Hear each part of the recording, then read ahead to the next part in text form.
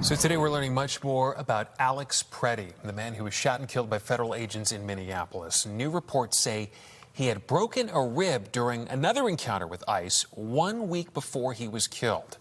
President Trump has sent his border czar, Tom Homan, to Minnesota to start managing ICE operations on the ground.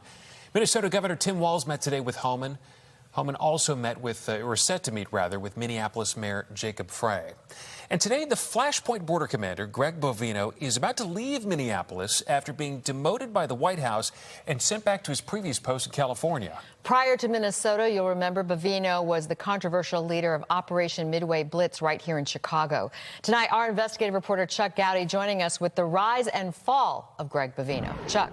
Allison, Steph, and Greg Bovino had the title Commander at Large. Tonight, he's been kicked to Commander at the curb. Perhaps the most feared immigration agent in Chicago and other cities, tonight declawed by his boss, the president. The scrappy border chief now off the front lines. Questions remain about what was in the Bovino playbook that resulted in thousands of immigration arrests, terrified ethnic neighborhoods, and accusations that he frequently torched the U.S. Constitution. Name is Gregory Bovino. This recent deposition by the defrocked commander at large in a Chicago civil rights lawsuit is a clear window to what made Bovino tick, what ticked him off, and what may have eventually caused his demise as U.S. immigration's most visible and volatile public face.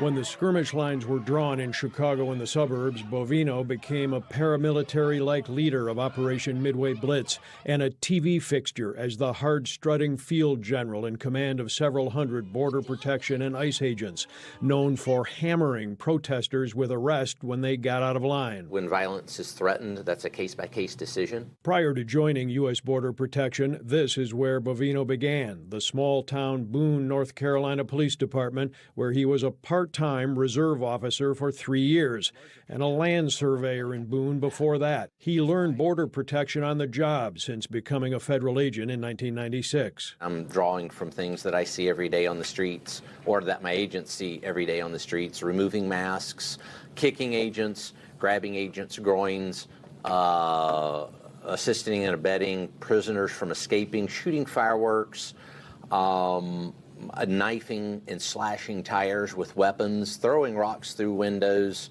of vehicles to hurt agents and or detainees. It's a whole myriad of violent actions that I see against law enforcement officers conducting a lawful law enforcement mission. Bovino's deposition was in a case that challenged immigration control tactics against protesters, news media crews, and arrestees. I see this type of violence towards law enforcement officers, not just Border Patrol agents, but all law enforcement officers on a daily basis, and that does definitely concern me, all the while that we are protecting someone's First Amendment rights. Last weekend, federal agents under Bovino's command shot and killed protest observer and registered nurse Alex Preddy. In short order, the commander at large announced Preddy had intended to massacre U.S. officers. Such a statement without evidence seemed to have prompted Bovino's reassignment back to Southern California, that border position he came from. Bovino turns 56 in March and has to retire from Border Patrol at 57. His personal playbook includes returning to North Carolina, where he plans to harvest apples. Allison? Chuck, thank you.